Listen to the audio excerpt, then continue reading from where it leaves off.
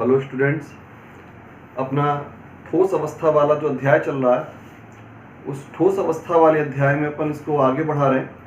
मैंने कल के वीडियो में आप लोगों को जो है आणविक ठोसों के प्रकारों के बारे में बताया था। आज अपन जो है क्रिस्टलीय ठोसों का चौथा प्रकार देखने जा रहे हैं। चौथा प्रकार है यहाँ पर धात्विक ठोस। अगला आता है इसका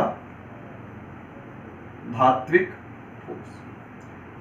बड़ा नाम से स्पष्ट है, ऐसे ठोस पदार्थ जिनमें अवयवी कणों के रूप में धातु परमाणु पाए जाते हैं। वे ठोस पदार्थ जिनमें अवयवी कणों के रूप में धातु परमाणु पाए जाते हैं, उन ठोस पदार्थों को हम धात्विक ठोस के नाम से जानते हैं।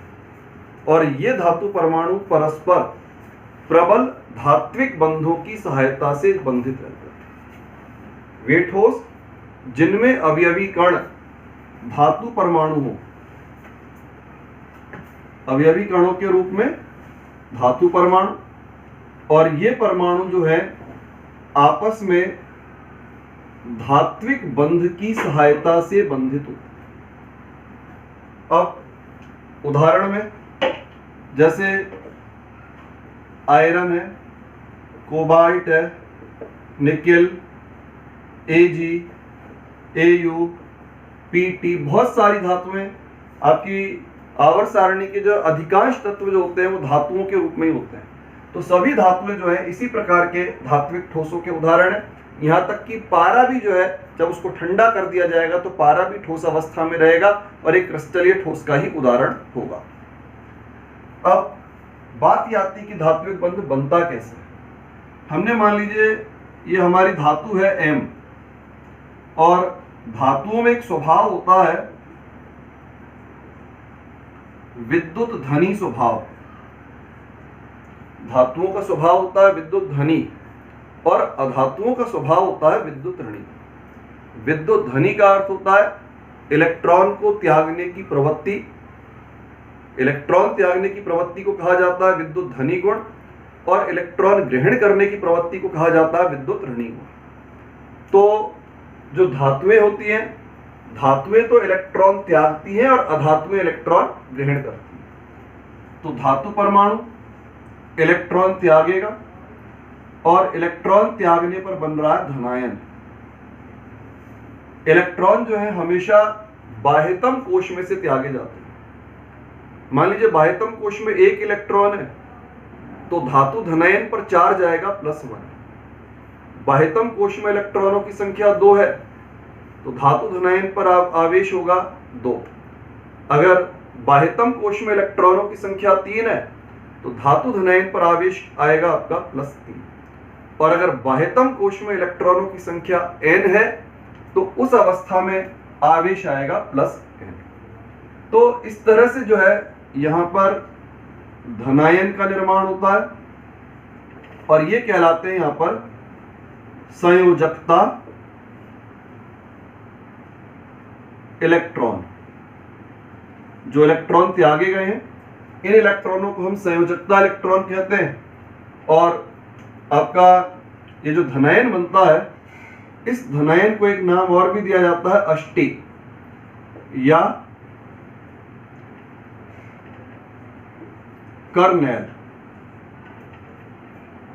धात्विक ठोस धातु परमाणुओं से मिलकर बनता है। धातु परमाणु धात्विक बंधों द्वारा जुड़ते हैं।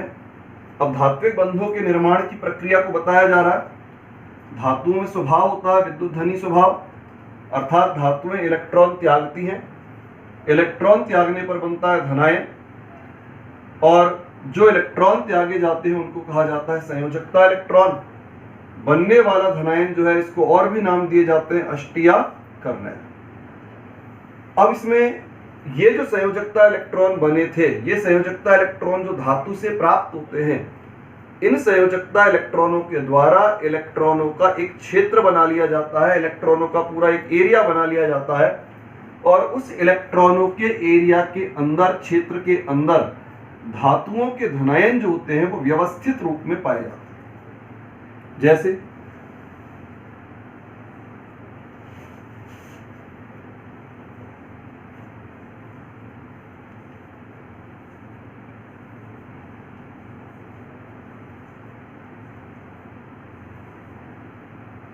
ये धातु धनायन है,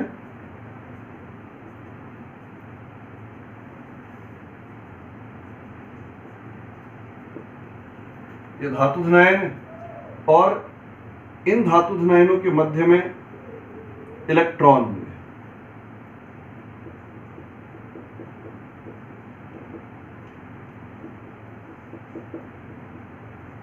ये इलेक्ट्रॉन निरंतर गतिशील प्रकृति के होते हैं, लगातार इधर से उधर गति करते रहते हैं।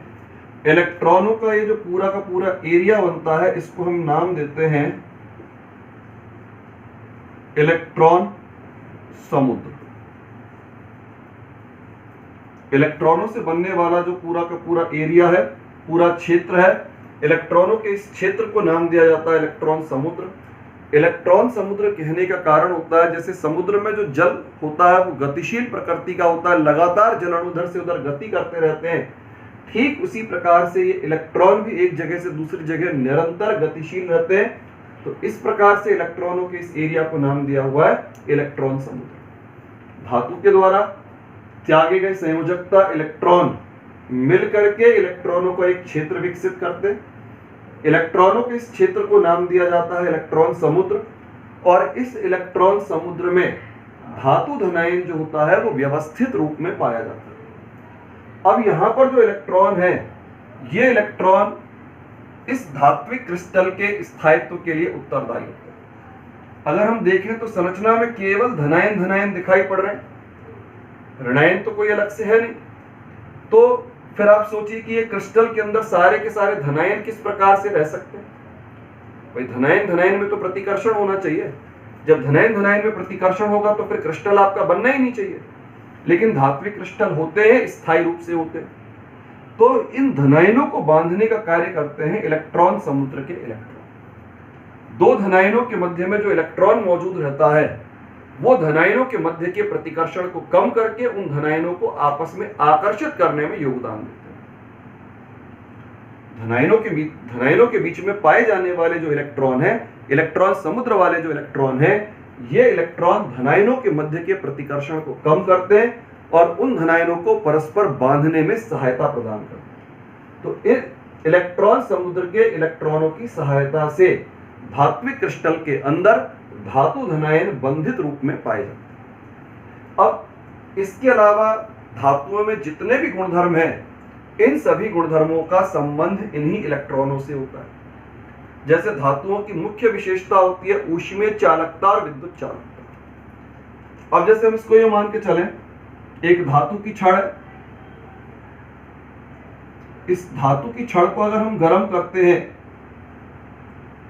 तो धीरे धीरे पूरी छड़ जो होती है गर्म हो जाती है। आप लोगों ने अनुभव किया हुआ है अपने घरों में, अचानक जो है आप सब्जी चलाने के लिए चले जाते, सब्जी बन रही है आपकी गैस के ऊपर और आप सब्जी चलाने के लिए चले जाते हैं और ध्यान नहीं देते हैं, तो अगर चम्मच आपका बर्तन के अंदर था तो वो बर्तन के साथ साथ गर्म हो जाता है, पर आप उसको जैसे ही पकड़ोगे आपका हाथ जो है जल जाता है। तो यहाँ पर हाथ क्यों जल रहा है? क्योंकि चम्मच जो है वो धातु का बना हुआ है और धातु जो होता है वो ऊष्मा का चालक होता है। अब चालकता किस प्रकार आती है देखिए, जैसे धातु की छड़ है, इस क्षेत्र में हमने गर्म किया तो इस क्षेत्र में जो इलेक्ट्रॉन होंगे वो इस ऊष्मीय ऊर्जा को ग्रहण करेंगे और इस यहाँ पर ऊष्मीय ऊर्जा को ग्रहण करने वाले इलेक्ट्रॉन जब छड़ के दूसरे सिरे की तरफ जाते हैं तो दूसरे सिरे की तरफ जाने के दौरान वो ऊष्मीय ऊर्जा का विकिरण करते, ऊर्जा का उत्सर्जन करते रहते हैं, जिसके कारण से छड़ जो होती है धीरे धीरे क्या होगी, गर्म होने लग जाती है। तो इस प्रकार ये इलेक्ट्रॉन ऊष्मीय चालकता के लिए उत्तरदायी है। इस सिरे पर जो इलेक्ट्रॉन मौजूद हैं वो ऊष्मीय ऊर्जा प्राप्त करते हैं। ऊष्मीय ऊर्जा प्राप्त करने के पश्चात जब ये इलेक्ट्रॉन छड़ के दूसरे सिरे की ओर गतिशील होंगे तो दूसरे सिरे की ओर जाने के दौरान उस ऊष्मीय ऊर्जा के प्रभाव से छड़ को धीरे धीरे गर्म कर देते हैं। ये तो हो गई बेटा ऊष्मीय चालकता की बात। अब बात आती है यहाँ पर विद्युत चालकता की। जब तक हमने पदार्थ को या धातु के टुकड़े को विद्युत धारा के स्रोत से नहीं जोड़ा है, पदार्थ को या धातु के टुकड़े को विद्युत धारा के स्रोत से नहीं जोड़ा है, तब तक तो ये इलेक्ट्रॉन अनियमित रूप से एक स्थान से दूसरे स्थान पर गति करते हैं। इलेक्ट्रॉन अनियमित रूप से एक जगह से दूसरी जगह निरंतर चलते रहते हैं। लेकिन जैसे ही हम धातु के इस टुकड़े को विद्युत धारा के स्रोत से जोड़ेंगे तो धारा के स्रोत से जोड़ते ही इलेक्ट्रॉन एक निश्चित दिशा में गति करने लग जाते हैं, और जब ये इलेक्ट्रॉन एक निश्चित दिशा में गतिशील होते हैं तो उस स्थिति में विद्युत धारा का प्रवाह होने लग जाता है। इलेक्ट्रॉन जब एक निश्चित दिशा में गति करेगा तो इलेक्ट्रॉन के निश्चित दिशा में गति करने के कारण से विद्युत धारा जो है प्रवाहित होने लगती है। इसके अलावा एक और इंपॉर्टेंट गुणधर्म है इसका, ये गुणधर्म होता है धात्विक चमक। आपने अनुभव किया है, जब किसी धातु के ऊपर प्रकाश पड़ता है, धातु पर प्रकाश पड़ता है तो धातु चमकने लगती है। तो धातु की इस चमक का कारण क्या होता है? जब धातु की सतह पर प्रकाश पड़ेगा, यानी प्रकाश के फोटोन आकर के धातु की सतह पर टकराएंगे, तो इलेक्ट्रॉन प्रकाश में उपस्थित फोटोनों से ऊर्जा प्राप्त करते हैं। ये जो इलेक्ट्रॉन है, ये इलेक्ट्रॉन प्रकाश के फोटोनों से ऊर्जा प्राप्त करते हैं, और ऊर्जा प्राप्त करने पर इलेक्ट्रॉन उत्तेजित अवस्था में आते हैं। लेकिन कोई भी इलेक्ट्रॉन लंबे समय तक उत्तेजित अवस्था में नहीं रह सकता है, जिसके कारण से ये इलेक्ट्रॉन ऊर्जा का उत्सर्जन करके पुनः अपनी मूल अवस्था में लौटते हैं। और जब इलेक्ट्रॉन ऊर्जा का उत्सर्जन करते हैं तो उत्सर्जित की जाने वाली ऊर्जा जो है हमें धात्विक चमक के रूप में अनुभव होती है। दोबारा समझें, किसी भी धातु के ऊपर जब प्रकाश पड़ेगा, प्रकाश की ऊर्जा जो होती है, प्रकाश के जो कण होते हैं उन कणों को नाम दिया जाता है फोटोन। आपने 11वीं क्लास में पढ़ा है कि प्रकाश के दो रूप होते हैं, तरंगीय रूप भी होता है प्रकाश का, कणीय रूप भी होता है। प्रकाश का कणीय रूप क्या है? प्रकाश के कणों को अपन नाम देते हैं क्वांटम या फोटोन। प्रकाश के जो कण होते हैं उन्हें कहा जाता है क्वांटम या फोटोन। तो जब प्रकाश धातु की सतह पर टकराएगा तो प्रकाश में उपस्थित फोटोनों की ऊर्जा इलेक्ट्रॉनों को स्थानांतरित होती है, और जब इलेक्ट्रॉन ऊर्जा प्राप्त करता है तो उत्तेजित अवस्था में आएगा। लेकिन उत्तेजित अवस्था में इलेक्ट्रॉन लंबे समय तक नहीं रह सकता है, इसके कारण से ग्रहण की गई ऊर्जा का उत्सर्जन करता है, और जब इलेक्ट्रॉन के द्वारा ऊर्जा को उत्सर्जित किया जाता है तो यह उत्सर्जित होने वाली ऊर्जा धात्विक चमक के रूप में हमको अनुभव होती है।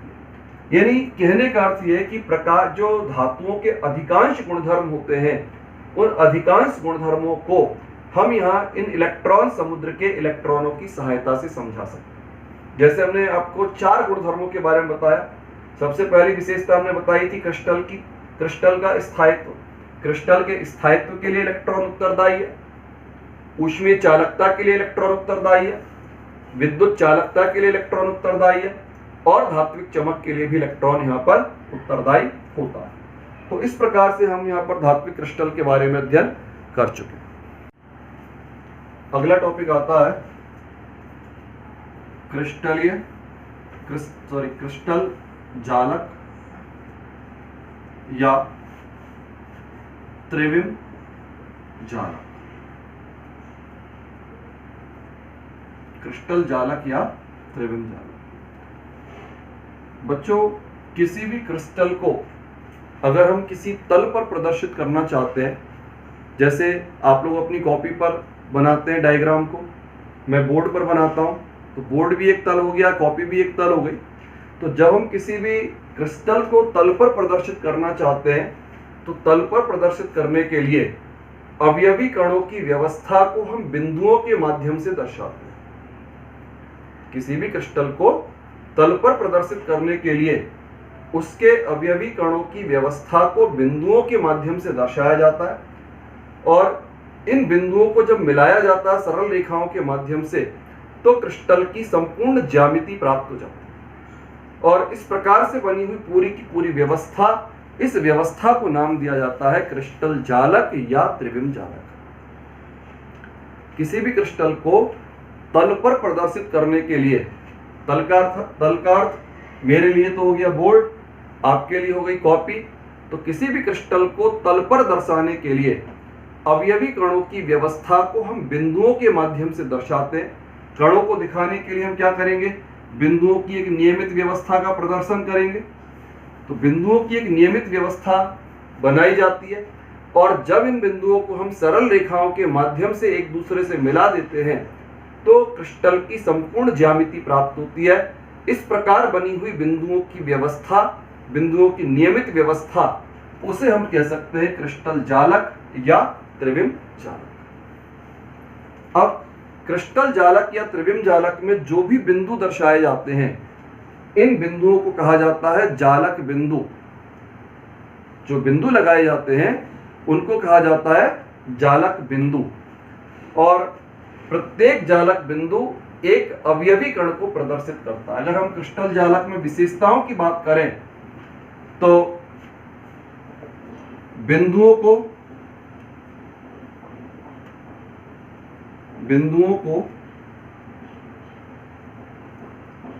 जालक बिंदु कहते हैं। प्रत्येक बिंदु जो है वो जालक बिंदु कहलाता है। यह अवयवी कणों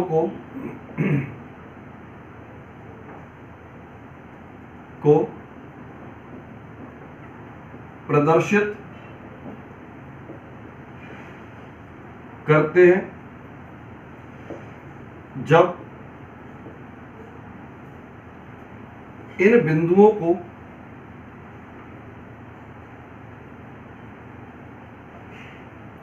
सरल रेखा द्वारा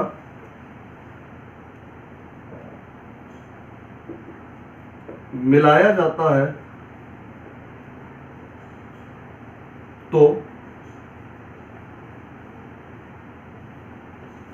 क्रिस्टल की ज्यामिति प्राप्त होती है। ये बेटा क्रिस्टल जालक की विशेषता है।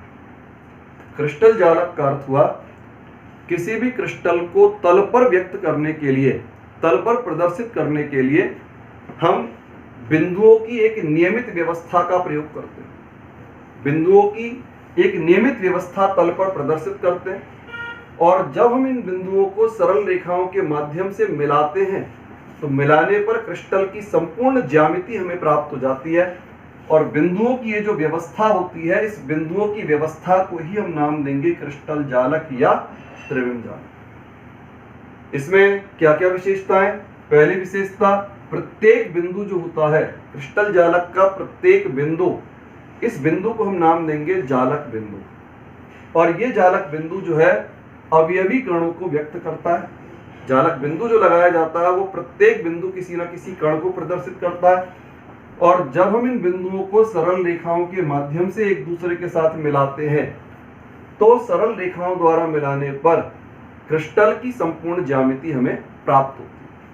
इसको हम यहाँ पर एक चित्र के माध्यम से क्रिस्टल जालक को इसमें प्रदर्शित करने जा रहे हैं।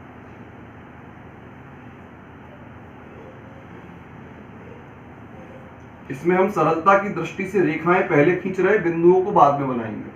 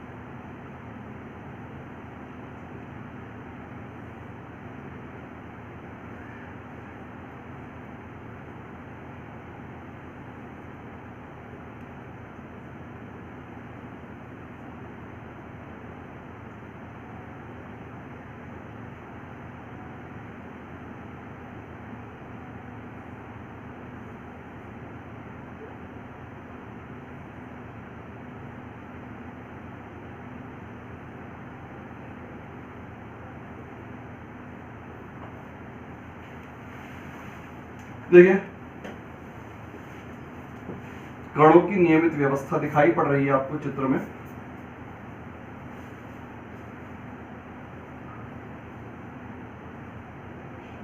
क्रिस्टल को व्यक्त करने के लिए हम बिंदुओं की एक नियमित व्यवस्था का प्रयोग कर रहे हैं।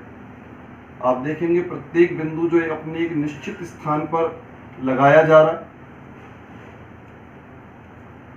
और ये बिंदु जो है आपका जालक बिंदु के नाम से जाना जाता है। प्रत्येक बिंदु को हम जालक बिंदु कहते हैं, और ये बिंदु अवयवी कणों को व्यक्त करते हैं। जब हम इन बिंदुओं को सरल रेखाओं के माध्यम से जोड़ रहे हैं, देखिए आप ये सारे के सारे बिंदु सरल रेखाओं के माध्यम से एक दूसरे से जुड़े हुए हैं, तो इनके जुड़ने के पश्चात एक निश्चित ज्यामिति प्राप्त हुई है, और इस संपूर्ण संरचना को कहा जाता है यहाँ पर क्रिस्टल जालक या त्रिविम जालक। तो सरल रूपों में कहा जाए, सरल रूप में हम इसको कह सकते हैं अवयवी कणों की नियमित व्यवस्था। अवयवी कणों की नियमित व्यवस्था जिसके माध्यम से किसी क्रिस्टल की संरचना को दर्शाया जा सकता है। अवयवी कणों की एक त्रिविमीय निश्चित व्यवस्था जिसके माध्यम से किसी क्रिस्टल की संरचना को दर्शाया जा सकता है, उसे हम यहाँ पर क्रिस्टल जालक या त्रिविम जालक कहते हैं। प्रत्येक बिंदु जालक बिंदु कहलाता है, अवयवी कणों को व्यक्त करता है, और जब ये बिंदु सरल रेखा के माध्यम से जोड़े जाते हैं तो इसके माध्यम से क्रिस्टल की संपूर्ण ज्यामिति हमें प्राप्त होती है। अब इसी से संबंधित एक अन्य पारिभाषिक शब्द आता है यहाँ पर,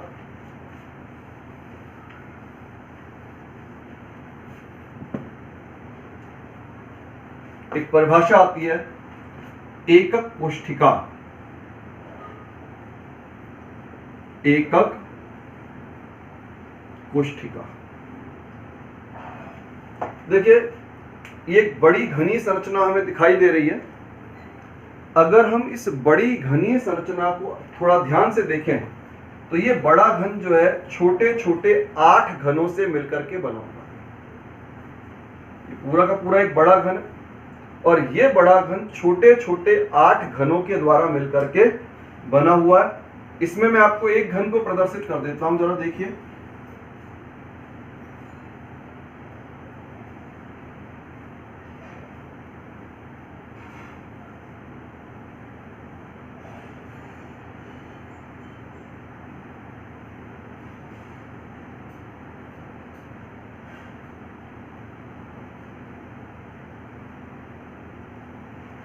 ये एक घन आपको दिखाई दे रहा है, तो इस तरह आप देखिए इस एक घन के बगल में दूसरा घन हो जाएगा, फिर इस घन के पीछे तीसरा घन हो जाएगा, तीसरे के बगल में चौथा हो जाएगा। 4 घन तो नीचे हो जाएंगे, 4 घन उसके ऊपर हो जाएंगे। यानी ये बड़ा घन जो है 8 छोटे छोटे घनों से मिलकर के बना। एकक कोष्ठिका को हम इस प्रकार समझते हैं, जैसे मान लीजिए हमें एक दीवार बनानी है, तो दीवार को बनाने के लिए हम ईंटों को ईंटों के साथ जोड़ते हैं। ईंट को ईंट के साथ लगातार जुड़ने पर पूरी की पूरी दीवार तैयार हो जाती है। वही स्थिति यहां पर है। हम किसी क्रिस्टल जालक की तुलना दीवार के साथ करते हैं, क्रिस्टल जालक की तुलना दीवार के साथ करते हैं, और उस क्रिस्टल जालक को बनाने वाला एक छोटा भाग, वो उसकी तुलना की जाती है ईंट के साथ। तो किसी भी क्रिस्टल जालक के निर्माण के लिए जिन इकाइयों की पुनरावृत्ति की जाती है, क्रिस्टल संरचना के निर्माण के लिए जिन इकाइयों की पुनरावृत्ति की जाती है, जैसे अपन इसको देख रहे हैं, यहां पर एक इकाई है क्रिस्टल जालक का छोटे से छोटा भाग, जिसकी पुनरावृत्ति से संपूर्ण क्रिस्टल जालक पुनः प्राप्त हो जाता है। जैसे हम इसको देख रहे हैं, घनी संरचना दिख रही है, छोटा घन। इस छोटे घन को हम ऐसे बहुत सारे छोटे घनों को x अक्ष के सापेक्ष, y अक्ष के सापेक्ष और z अक्ष के सापेक्ष जब व्यवस्थित करेंगे तो पूरी एक बड़ी संरचना हमको प्राप्त हो जाएगी। तो यहाँ छोटा घन जो होगा, उस छोटे घन को नाम दिया जाएगा एकक कोष्ठिका, या इसका एक नाम और भी होता है, इसको दूसरा नाम दे सकते हैं इकाई सेल। एकक कोष्ठिका या इकाई सेल। एकक कोष्ठिका या इकाई सेल का अर्थ हुआ किसी क्रिस्टल जालक का वह छोटे से छोटा भाग जिसकी त्रिविम में पुनरावृत्ति कराने पर संपूर्ण क्रिस्टल जालक की प्राप्ति हो जाती है, उसे हम कह सकते हैं एकक कोष्ठिका या इकाई सेल। और ये जो इकाई सेल होते हैं, इन इकाई सेल आपके कई प्रकार के होते हैं। तो इन इकाई सेल को पहचानने के लिए, एक मिनट इसको हम यहाँ पर एक चित्र के माध्यम से प्रदर्शित कर रहे हैं।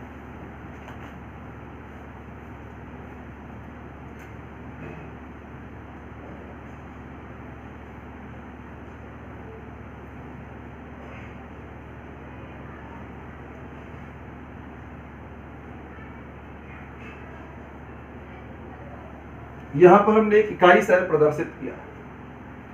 तो किसी भी इकाई सेल को पहचानने के लिए हम जो है कुछ पैरामीटर की सहायता लेते हैं, कुछ मापदंड बनाए हुए हैं उनको पहचानने के लिए। एक तो बनाया हुआ है मापदंड इसका अक्षीय दूरी, और दूसरा होता है अक्षों के मध्य। क्रिस्टल जालक में जो एकक कोशिकाएं होती हैं उन्हें पहचानने के लिए दो प्रकार के मापदंड काम में लिए जाते हैं। एक तो अक्षीय दूरी, अक्षीय दूरी को व्यक्त किया जाता है ए, बी और सी से, स्मॉल लेटर में लिखे जाते हैं। अक्षों के मध्य के कोण होते हैं अल्फा, बीटा और गामा। अब ये ए, बी और सी है कहां पर, अल्फा, बीटा, गामा कहां पर है, उसको हम जरा चित्र में देखते हैं। देखिए एक्स अक्ष के सापेक्ष, एक्स अक्ष के सापेक्ष जो दूरी होगी यहां से लेकर के यहां तक की जो दूरी होगी उसको व्यक्त किया जाता है ए से। एक्स अक्ष पर जो लंबाई होती है एकक कोशिका की उसको हम कहते हैं स्मॉल ए। फिर वाई अक्ष में, इधर आपकी वाई अक्ष हो गई। अब ये इस बिंदु से लेकर के इस बिंदु तक की जो दूरी होगी उसको व्यक्त किया जाएगा स्मॉल बी की सहायता से, और इस बिंदु से आगे तक की जो दूरी होगी जेड अक्ष, तो यहां से लेकर के यहां तक की जो दूरी होगी उसको हम व्यक्त करेंगे किससे, सी के माध्यम से। एक्स अक्ष की दिशा में जो लंबाई होती है वो स्मॉल ए, वाई अक्ष की दिशा में लंबाई को स्मॉल बी, और जेड अक्ष की दिशा में लंबाई को हम स्मॉल सी के माध्यम से व्यक्त करते हैं। ये तो हुई अक्षीय दूरियां। इसके बाद में बात आती है अक्षीय कोणों की। अक्षीय कोणों को थोड़ा याद रखते समय हमें ध्यान रखना होता है। जैसे ए और बी के मध्य में कोण हमेशा होगा गामा। अब याद कैसे रखेंगे आप इस बात को, देखो ए और बी के बीच का कोण निकालना है, आप ग्रुप याद रखें, 3 का ग्रुप है ए, बी और सी का। अब ए और बी के बीच कोण निकालना है, तो जो ग्रुप में छूट गया है, कौन छूटा है यहाँ पर, सी छूटा है, तो सी के नीचे वाला कोण जो है वो यहां पर आ जाएगा। जो ग्रुप में छूट जाएगा उसके नीचे वाला कोण आएगा। जैसे ए और सी है, ए और सी के मध्य का कोण है, तो ए और सी के ग्रुप में छूटा कौन, बी, तो बी के नीचे क्या लिख रहा है, बीटा, ये कोण हो जाएगा आपका बीटा। अब ये आपका बी और सी, बी और सी में, बी और सी के ग्रुप में छूट गया आपका ए, तो यहां हो जाएगा ए के नीचे अल्फा। तो इस तरह से अक्षीय दूरी और अक्षों के मध्य में बनने वाले कोण, ये 6 जो है, टोटल 6 है, इनको बोला जाता है एकक कोशिका पैरामीटर। किसी भी एकक कोशिका की पहचान के मापदंड होते हैं, इनको हम कह सकते हैं एकक कोशिका पैरामीटर। तो एकक कोशिका क्या हुई, क्रिस्टल जालक का वह छोटे से छोटा भाग जिसकी त्रिविम्य पुनरावृत्ति करने पर संपूर्ण क्रिस्टल जालक की प्राप्ति हो जाती है। क्रिस्टल जालक का छोटे से छोटा भाग जिसकी त्रिविम्य पुनरावृत्ति करने पर संपूर्ण क्रिस्टल जालक की प्राप्ति हो जाती है, उसे हम कहते हैं एकक कोशिका या इकाई सेल। अब एकक कोशिका को पहचानने के लिए ये मापदंड बनाए हैं, अक्षीय दूरी और अक्षों के मध्य कोण। अक्षीय दूरी को हम व्यक्त कर रहे हैं एबीसी, एक्स अक्ष की दिशा में ए, वाई की दिशा में बी, जेड की दिशा में सी। अक्षों के मध्य कोण, ए और बी के मध्य कोण गामा, ए और सी के मध्य कोण बीटा, बी और सी के मध्य कोण अल्फा। तो इस प्रकार से जो है एकक कोशिकाओं की पहचान की जा सकती है।